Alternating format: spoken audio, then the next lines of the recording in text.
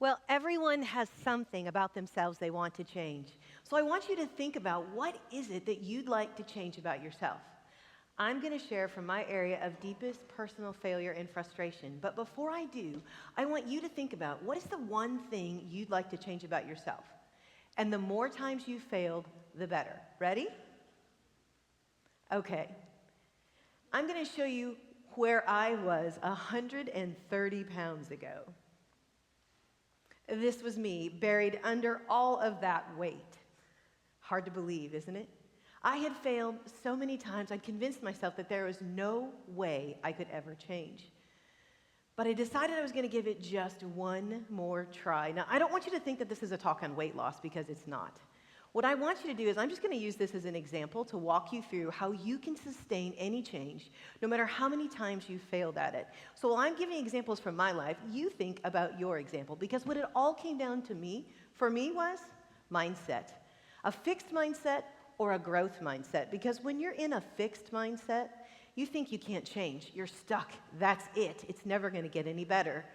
But a growth mindset, you start to look at situations and think, you know what? With enough effort, I can make this different. I can change something. I can do it. Well, I had become stuck, and I thought that because of all my failures, I was destined to be that person buried under all that weight.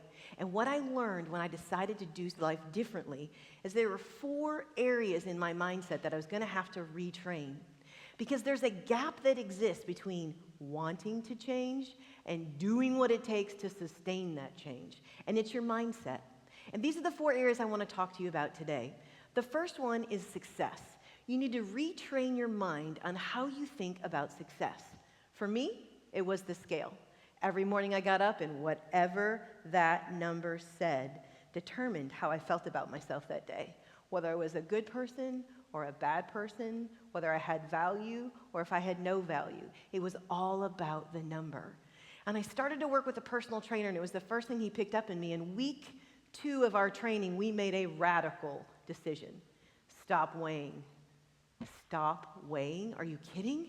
So for 8 months, I had no idea what I weighed. I changed my eating, I changed my exercise habits, and I had no idea what I weighed. We had to change my definition of success from what the number on the scale said to, was I making healthier choices? Was I eating healthier food? Was I feeling better? Was I feeling stronger? And I have to tell you, I started looking for other ways to feel successful. Now, I don't know what the scale represents for you, but let me tell you something I found. First time I got on an airplane, and instead of having to ask for a seatbelt extender, I shimmied into that seat. I cranked that seatbelt up, zip, and I had a moment. I took my camera out, I took a picture of my gullet, I sent it to the trainer. I was so excited. And I looked to my right, and the guy next to me was not experiencing the same moment. He looked at me like I was out of my mind. And I said, dude, you would never get it, but let me just tell you, you're going to have a much sweeter flight today, riding by with me today, than you would have 10 months ago. So again, I don't know what the scale is for you, but think about retraining your mind to define success in another way. The next area I had to retrain my mindset in from fixed to growth was that my belief in my ability to change. See, I had failed so many times. I just had come to the point where I didn't believe I could change. And the trainer looked me in the eye, and you know what he said? I understand that you don't believe that you can change, but I do. I know that you can.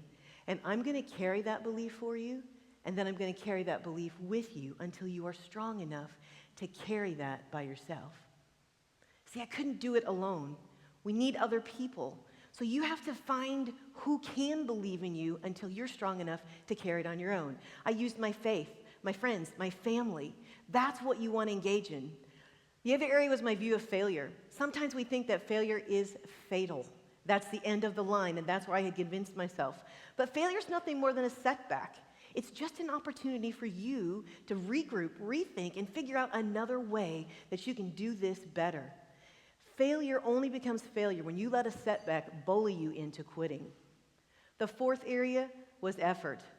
Don't underestimate how much effort it's going to take. See, in a fixed mindset, you think that if you have to work hard, that just confirms that you don't get it. I thought I'm always the slow kid. I'm the one who doesn't understand what I should be doing. But effort just means that you're just about to get there. Don't underestimate how much work it's going to take, because the temptation to quit will be the strongest right before your breakthrough. So if you want to sustain change, these are the 4 areas you need to go after. Redefine how you measure success. Retrain your mindset and your ability to change. Take a look at how you view failure and know that it's going to take a lot of hard work. But if someone like me can make this kind of change, you can retrain your mindset and have the change you want in anything.